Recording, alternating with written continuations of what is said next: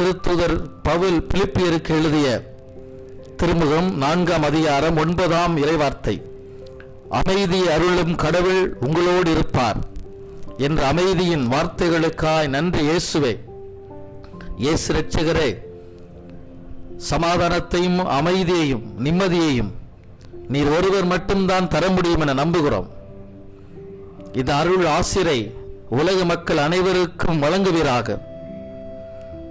வன்முறைகளும் தீவிரவாதங்களும் போர்களும் இந்த உலகை விட்டு முழுவதுமாக அகலவும், மக்கள் பாதுகாக்கப்படவும், தூய ஆவியின் துணை மக்களுடைய இப்படிப்பட்ட போராட்டத்தில் எந்நாளும் இருக்க வேண்டுமாய் இயேசுவே உம்மை நோக்கி நாங்கள் மன்றாடுகிறோம். வல்லமையுள்ள ஆண்டவரே, இன்றைக்கு சமாதானம் இழந்திருக்கிற குடும்பங்களிலே சமாதானம் வென்றெடுக்கப்படுவதாக. முழு சமாதானத்தை கொடுப்பீராக.